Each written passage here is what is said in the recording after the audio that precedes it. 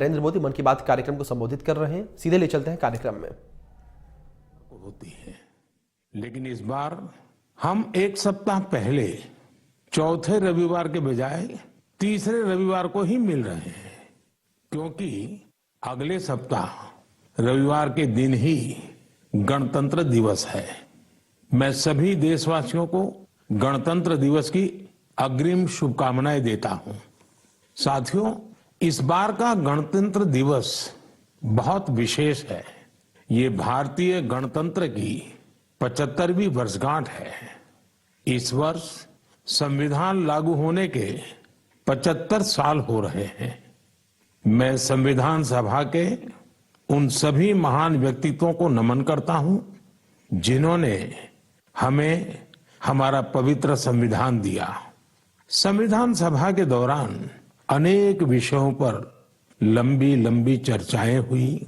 वो चर्चाएं संविधान सभा के सदस्यों के विचार, उनकी वो वाणी हमारी बहुत बड़ी धरोहर है। आज मन की बात में मेरा प्रयास है कि आपको कुछ महान नेताओं की ओरिजिनल आवाज सुनाऊं। साथियों, जब संविधान सभा ने अपना काम शुरू किया तो बाबा साहब आम्बेडकर ने परस्पर सहयोग को लेकर एक बहुत महत्वपूर्ण बात कही थी। उनका ये संबोधन इंग्लिश में है। मैं उसका एक अंश आपको सुनाता हूं। So far as the ultimate goal is concerned, I think none of us need have any apprehensions. None of us need have any doubt. But my fear, which I must express clearly, is this.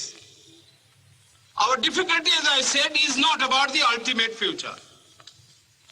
Our difficulty is how to make the heterogeneous mess that we have today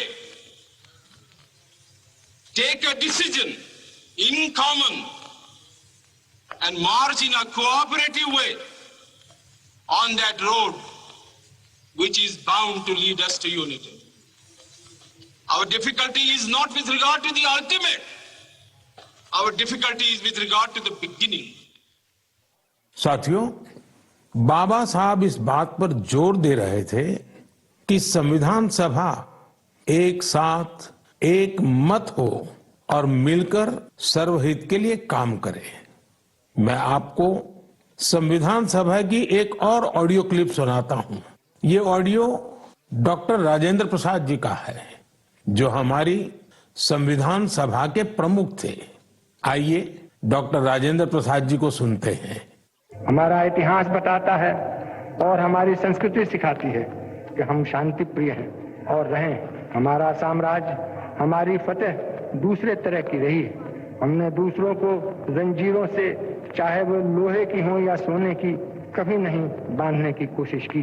हमने दूसरों को अपने साथ लोहे के जंजीर से भी ज्यादा मजबूत मगर सुंदर और सुखद रेशम के धागे से बांध रखा है, और वो बंधन धर्म का है, संस्कृति का है, ज्ञान का है। हम अब भी उसी रास्ते पर चलते रहेंगे और हमारी एक ही इच्छा और अभिलाषा है। वो अभिलाषा ये है कि हम संसार में सुख और शांति कायम करने में मदद पहुंचा सकें और संसार के हाथों में सत्य और अहिंसा वो अचूक हथियार दे सकें जिसने हमें आज आजादी तक पहुंचाया है। हमारी जिंदगी और संस्कृति में कुछ ऐसा है जिसने हमें समय के थपेड़ों के बावजूद जिंदा रहने की शक्ति दी है। अगर हम अपने आदर्शों को सामने रखे रहेंगे तो हम संसार की बड़ी सेवा कर पाएंगे। साथियों, डॉक्टर राजेंद्र प्रसाद जी ने मानवीय मूल्यों के प्रति देश की प्रतिबद्धता की बात कही थी। अब मैं आपको डॉक्टर श्यामा प्रसाद मुखर्जी की आवाज सुनाता हूं। उन्होंने अवसरों की समानता का विषय उठाया। डॉक्टर श्यामा प्रसाद मुखर्जी ने कहा था, I hope, sir, that we shall go ahead with our work in spite of all difficulties and thereby help to create that great India, which will be the motherland of not this community or that, not this class of it, but of every person, man, woman and child inhabiting in this great land, irrespective of race, caste, creed or community. everyone to have an equal opportunity so that he or she can develop himself and herself according to the best talent and serve the great common mother of the earth. साथियों, मुझे उम्मीद है आपको भी संविधान सभा की debate से ये ओरिजिनल ऑडियो सुनकर अच्छा लगा होगा।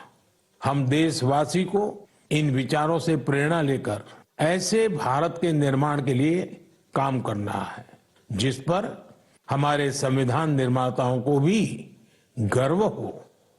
साथियों, गणतंत्र दिवस से एक दिन पहले 25 जनवरी को नेशनल वोटर्स डे है।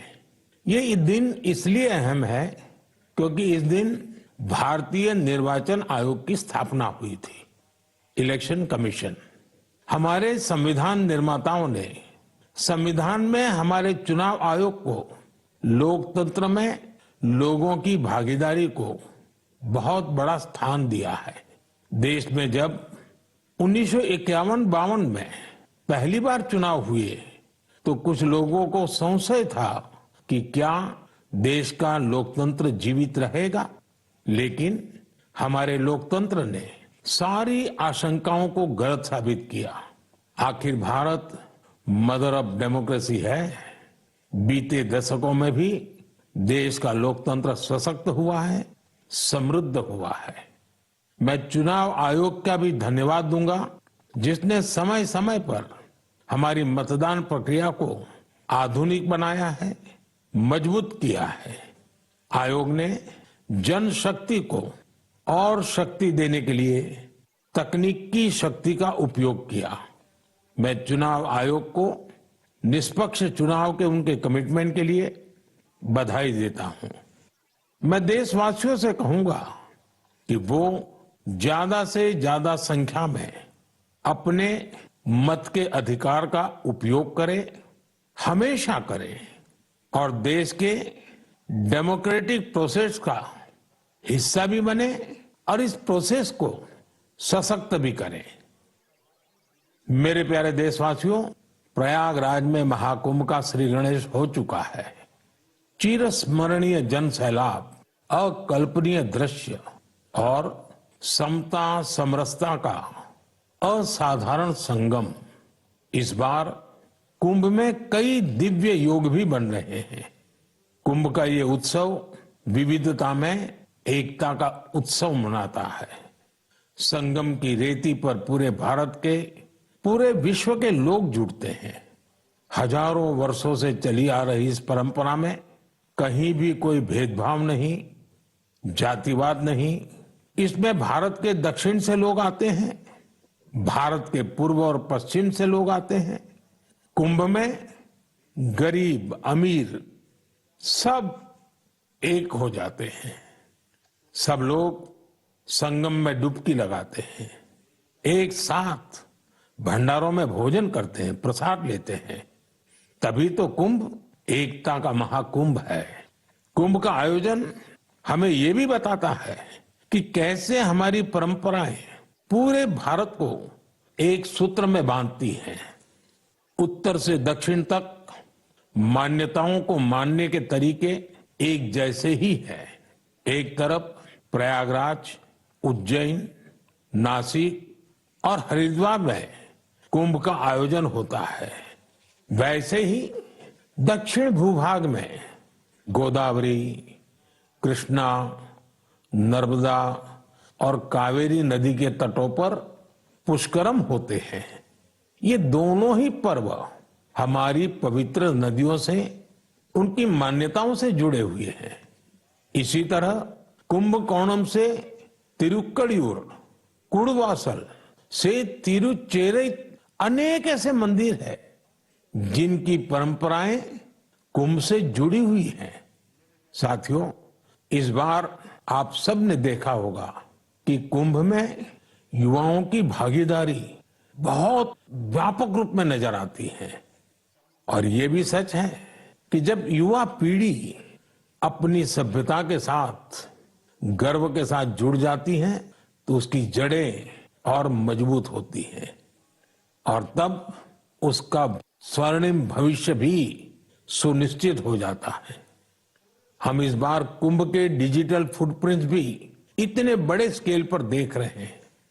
कुंभ की ये वैश्विक लोकप्रियता हर भारतीय के लिए गर्व की बात है।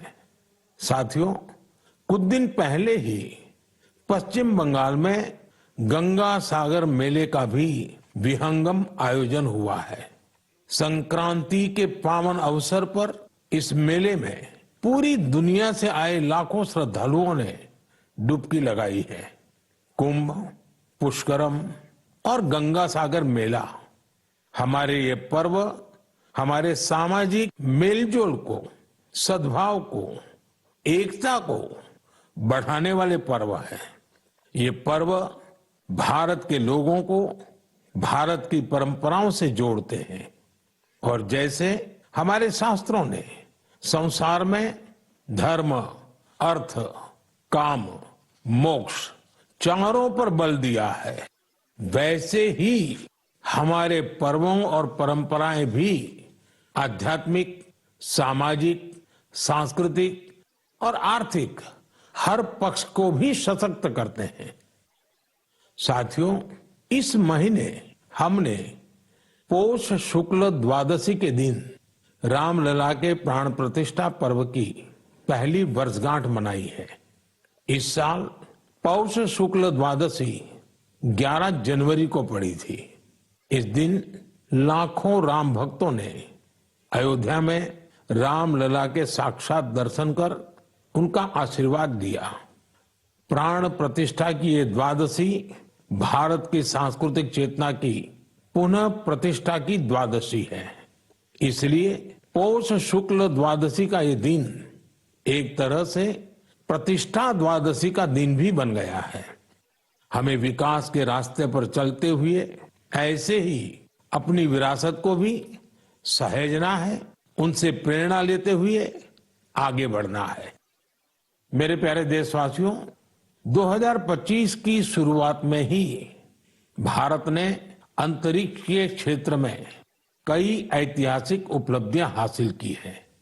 आज मुझे ये बताते हुए गर्व है कि एक भारतीय स्पेस टेक स्टार्टअप बेंगलुरु के पिक्सेल ने भारत का पहला निजी सैटेलाइट कॉन्स्टेलेशन फायरफ्लाई सफलतापूर्वक लॉन्च किया है। यह सैटेलाइट कॉन्स्टेलेशन दुनिया का सबसे high resolution hyper spectral satellite constellation है। इस उपलब्धि ने न केवल भारत को आधुनिक स्पेस टेक्नोलॉजी में अग्रणी बनाया है, बल्कि यह आत्मनिर्भर भारत की दिशा में भी एक बड़ा कदम है। ये सफलता हमारे निजी स्पेस सेक्टर की बढ़ती ताकत और इनोवेशन का प्रतीक है। मैं इस उपलब्धि के लिए पिक्सेल की टीम, इसरो और इन स्पेस को पूरे देश की ओर से बधाई देता हूं। साथियों, कुछ दिन पहले हमारे वैज्ञानिकों ने स्पेस सेक्टर में ही एक और बड़ी उपलब्धि हासिल की। हमारे साइंटिस्ट ने सैटेलाइट्स की स्पेस डॉकिंग कराई है। जब अंतरिक्ष में 2 स्पेस क्राफ्ट कनेक्ट किए जाते हैं तो इस प्रक्रिया को स्पेस डॉकिंग कहते हैं। यह तकनीक अंतरिक्ष में स्पेस स्टेशन तक सप्लाई भेजने और क्रू मिशन के लिए अहम है। भारत ऐसा चौथा देश बना है जिसने ये सफलता हासिल की है। साथियों, हमारे वैज्ञानिक अंतरिक्ष में पौधे उगाने और उन्हें जीवित रखने के प्रयास भी कर रहे हैं। इसके लिए इसरो के वैज्ञानिकों ने लोबिया के बीज को चुना। 30 दिसंबर को भेजे गए ये बीज अंतरिक्ष में ही अंकुरित हुए। ये एक बेहद प्रेरणादायक प्रयोग है जो भविष्य में स्पेस में सब्जियों उगाने का रास्ता खोलेगा। ये दिखाता है कि हमारे वैज्ञानिक कितनी दूर की सोच के साथ काम कर रहे हैं। साथियों, मैं आपको एक और प्रेरणादायक पहल के बारे में बताना चाहता हूं। आईआईटी मद्रास का एक्सटेम केंद्र अंतरिक्ष में मैन्युफैक्चरिंग के लिए नई तकनीकों पर काम कर रहा है। ये केंद्र अंतरिक्ष में 3D printed buildings, metal forms और ऑप्टिकल फाइबर जैसे तकनीकों पर रिसर्च कर रहा है। ये सेंटर बिना पानी के कंक्रीट निर्माण जैसी क्रांतिकारी विधियों को भी विकसित कर रहा है। एक्सटेम की ये रिसर्च भारत के गगनयान मिशन और भविष्य के स्पेस स्टेशन को मजबूती देगी। इससे मैन्युफैक्चरिंग में आधुनिक टेक्नोलॉजी के भी नए रास्ते खुलेंगे। साथियों, ये सभी उपलब्धियां इस बात का प्रमाण है कि भारत के वैज्ञानिक और इनोवेटर्स भविष्य की चुनौतियों का समाधान देने के लिए कितने विजनरी हैं। हमारा देश आज स्पेस टेक्नोलॉजी में नए कीर्तिमान स्थापित कर रहा है। मैं भारत के वैज्ञानिकों, इनोवेटर्स और युवा उद्यमियों को पूरे देश की ओर से शुभकामनाएं देता हूं। मेरे प्यारे देशवासियों, आपने कई बार इंसानों और जानवरों के बीच गजब की दोस्ती की तस्वीरें देखी होगी। आपने जानवरों की वफादारी की कहानियां सुनी होगी। जानवर पालतू हो या जंगल में रहने वाले पशु, इंसानों से उनका नाता कई बार हैरान कर देता है। जानवर भले बोल नहीं पाते, लेकिन उनकी भावनाओं को, उनके हाव भाव को इंसान भली भांति भांप लेते हैं। जानवर भी प्यार की भाषा को समझते हैं, उसे निभाते भी हैं। मैं आपसे असम का एक उदाहरण साझा करना चाहता हूं। असम में एक जगह है नौगांव। नौगांव हमारे देश की महान विभूति श्रीमद शंकर देव जी का जन्म स्थान भी है। यह जगह बहुत ही सुंदर है। यहाँ हाथियों का भी एक बड़ा ठिकाना है। इस क्षेत्र में कई घटनाएं देखी जा रही थी जहां हाथियों के झुंड फसलों को बर्बाद कर देते थे। किसान परेशान रहते थे, जिससे आसपास के करीब 100 गांवों के लोग बहुत परेशान थे। लेकिन गांव वाले हाथियों की भी मजबूरी समझते थे। उन्हें पता था कि हाथी भूख मिटाने के लिए खेतों का रुख कर रहे हैं, इसलिए गांव वालों ने इसका समाधान निकालने की सोची। गांव वालों की एक टीम बनी जिसका नाम था हाथी बंधु। हाथी बंधुओं ने सूझबूझ दिखाते हुए करीब 800 बीघा बंजर भूमि पर एक अनूठी कोशिश की। यहां गांव वालों ने आपस में मिलजुल कर नेपियर ग्रास लगाई। इस घास को हाथी बहुत पसंद करते हैं। इसका असर यह हुआ कि हाथियों ने खेतों की ओर जाना कम कर दिया। यह हजारों गांव वालों के लिए बहुत राहत की बात है। उनका ये प्रयास हाथियों को भी खूब भाया है। साथियों, हमारी संस्कृति और विरासत हमें आसपास के पशु पक्षियों के साथ प्यार से रहना सिखाती है। ये हम सभी के लिए बहुत खुशी की बात है कि बीते 2 महीनों में हमारे देश में 2 नए टाइगर रिजर्व्स जुड़े हैं। इनमें से एक है छत्तीसगढ़ में गुरु घासीदास तमोर पिंगला टाइगर रिजर्व और दूसरा है एमपी में राता पानी टाइगर रिजर्व। मेरे प्यारे देशवासियों, स्वामी विवेकानंद जी ने कहा था, जिस व्यक्ति में अपने आइडिया को लेकर जुनून होता है वही अपने लक्ष्य को हासिल कर पाता है। किसी आइडिया को सफल बनाने के लिए हमारा पैशन और डेडिकेशन सबसे जरूरी होता है। पूरी लगन और उत्साह से ही इनोवेशन, क्रिएटिविटी और सफलता का रास्ता अवश्य निकलता है। कुछ दिन पहले ही स्वामी विवेकानंद जी की जयंती पर मुझे विकसित भारत यंग लीडर्स डायलॉग का हिस्सा बनने का सौभाग्य मिला। यहां मैंने देश के कोने कोने से आए युवा साथियों के साथ अपना पूरा दिन बिताया। युवाओं ने स्टार्टअप्स, कल्चर, विमेन, यूथ और इंफ्रास्ट्रक्चर जैसे कई सेक्टर्स को लेकर अपने आइडियाज शेयर किए। यह कार्यक्रम मेरे लिए बहुत यादगार रहा। साथियों, कुछ दिन पहले ही स्टार्टअप इंडिया के 9 साल पूरे हुए हैं। हमारे देश में जितने स्टार्टअप्स 9 साल में बने हैं, उनमें से आधे से ज्यादा टियर 2 और टियर 3 शहरों से हैं। और जब ये सुनते हैं तो हर हिंदुस्तानी का दिल खुश हो जाता है। यानी हमारा स्टार्टअप कल्चर बड़े शहरों तक ही सीमित नहीं है। और आपको यह जानकर हैरानी होगी कि छोटे शहरों के स्टार्टअप्स में आधे से ज्यादा का नेतृत्व हमारी बेटियां कर रही है।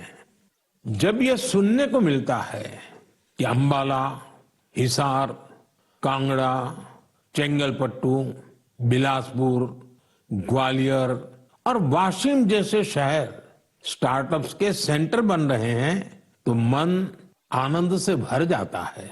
नागालैंड जैसे राज्य में पिछले साल स्टार्टअप्स के रजिस्ट्रेशन में 200% से अधिक की वृद्धि हुई है। Waste management, non renewable energy, biotechnology और लॉजिस्टिक्स ऐसे सेक्टर हैं जिनसे जुड़े स्टार्टअप सबसे ज्यादा देखे जा रहे हैं। ये कन्वेंशनल सेक्टर्स नहीं है, लेकिन हमारे युवा साथी भी तो कन्वेंशनल से आगे की सोच रखते हैं, इसलिए उन्हें सफलता भी मिल रही है।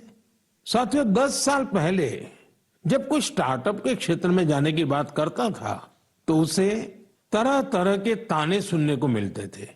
कोई ये पूछता था कि आखिर स्टार्टअप होता क्या है, तो कोई कहता था कि इसे कुछ होने वाला नहीं है। लेकिन अब देखिए, 1 दशक में कितना बड़ा बदलाव आ गया। आप भी भारत में बन रहे नए अवसरों का भरपूर लाभ उठाएं। अगर आप खुद पर विश्वास रखेंगे तो आपके सपनों को भी नई उड़ान मिलेगी।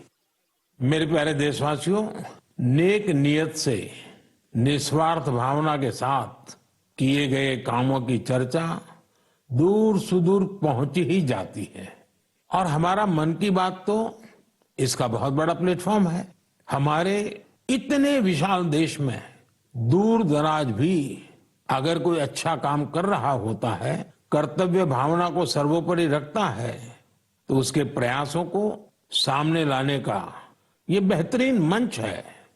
अरुणाचल प्रदेश में दीपक नाबाम जी ने सेवा की अनूठी मिसाल पेश की है।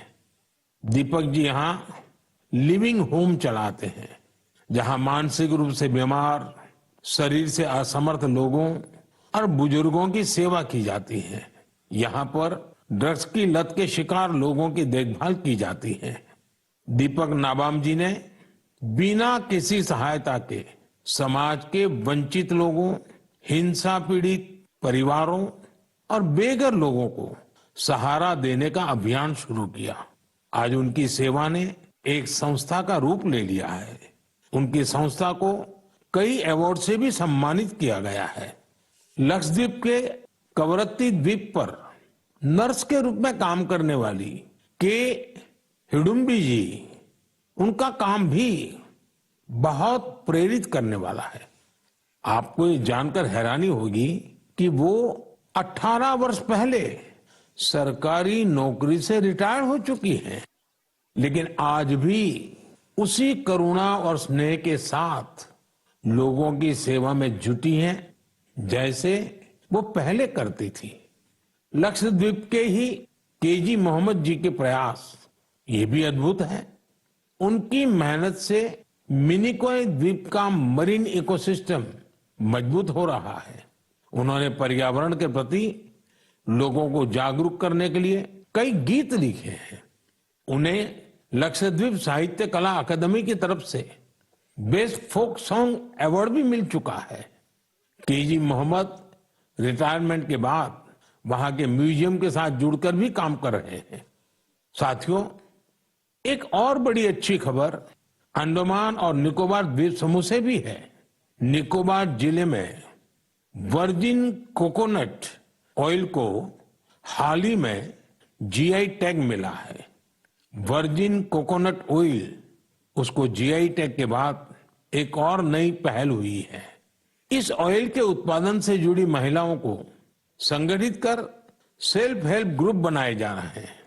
उन्हें मार्केटिंग और ब्रांडिंग की स्पेशल ट्रेनिंग भी दी जा रही है। ये हमारे आदिवासी समुदायों को आर्थिक रूप से सशक्त बनाने की दिशा में एक बड़ा कदम है। मुझे विश्वास है भविष्य में निकोबार का वर्जिन कोकोनट ऑयल दुनिया भर में धूम मचाने वाला है और इसमें सबसे बड़ा योगदान अंडमान और निकोबार के महिला सेल्फ हेल्प ग्रुप का होगा। मेरे प्यारे देशवासियों, पल भर के लिए आप एक दृश्य की कल्पना कीजिए। कोलकाता में जनवरी का समय है, दूसरा विश्व युद्ध अपने चरम पर है और इधर भारत में अंग्रेजों के खिलाफ गुस्सा उफान पर है। इसकी वजह से शहर में चप्पे चप्पे पर पुलिस वालों की तैनाती है। कोलकाता के बीचों बीच एक घर के आसपास पुलिस की मौजूदगी ज्यादा चौकस है। इसी बीच लंबा ब्राउन कोट, पैंट और काली टोपी पहने हुए एक व्यक्ति रात के अंधेरे में एक बंगले से कार लेकर बाहर निकलता है। मजबूत सुरक्षा वाली कई चौकियों को पार करते हुए वो एक रेलवे स्टेशन गोमो पहुंच जाता है। ये स्टेशन अब झारखंड में है। यहां से एक ट्रेन पकड़कर वो आगे के लिए निकलता है। इसके बाद अफगानिस्तान होते हुए वो यूरोप जा पहुंचता है और यह सब अंग्रेजी हुकूमत के अवैध किलेबंदी के बावजूद होता है। साथियों, ये कहानी आपको फिल्मी सीन जैसी लगती होगी। आपको लग रहा होगा इतनी हिम्मत दिखाने वाला व्यक्ति आखिर किस मिट्टी का बना होगा। दरअसल ये व्यक्ति कोई और नहीं, हमारे देश की महान विभूति नेताजी सुभाष चंद्र बोस थे। 23 जनवरी यानी उनकी जन्म जयंती को अब हम पराक्रम दिवस के रूप में मनाते हैं। उनके शौर्य से जुड़ी इस गाथा में भी उनके पराक्रम की झलक मिलती है। कुछ साल पहले मैं उनके उसी घर में गया था जहां से वे अंग्रेजों को चकमा देकर निकले थे। उनकी वो कार अभी वहां मौजूद है। वो अनुभव मेरे लिए बहुत ही विशेष रहा। सुभाष बाबू एक विजनरी थे। साहस तो उनके स्वभाव में रचा बसा था। इतना ही नहीं, वे बहुत कुशल प्रशासक भी थे। महज 27 साल की उम्र में वो कोलकाता कॉरपोरेशन के चीफ एग्जीक्यूटिव ऑफिसर बने और उसके बाद उन्होंने मेयर की जिम्मेदारी भी संभाली। एक प्रशासक के रूप में भी उन्होंने कई बड़े काम किए। बच्चों के लिए स्कूल, गरीब बच्चों के लिए दूध का इंतजाम और स्वच्छता से जुड़े उनके प्रयासों को आज भी याद किया जाता है। नेताजी सुभाष का रेडियो के साथ भी गहरा नाता रहा है। उन्होंने आजाद हिंद रेडियो की स्थापना की थी, जिस पर उन्हें सुनने के लिए लोग बड़ी बेसब्री से प्रतीक्षा करते थे।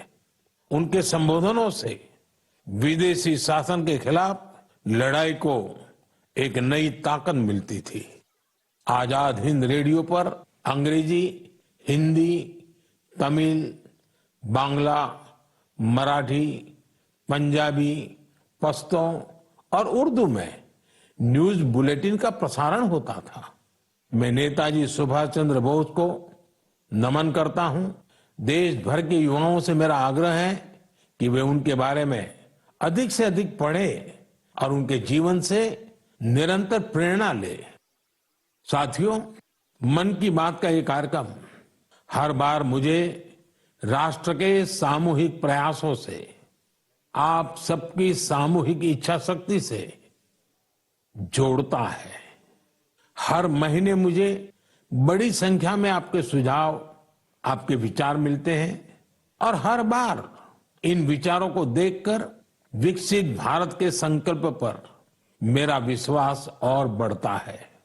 आप सब इसी तरह अपने अपने काम से भारत को सर्वश्रेष्ठ बनाने के लिए प्रयास करते रहें। इस बार की मन की बात में फिलहाल इतना ही।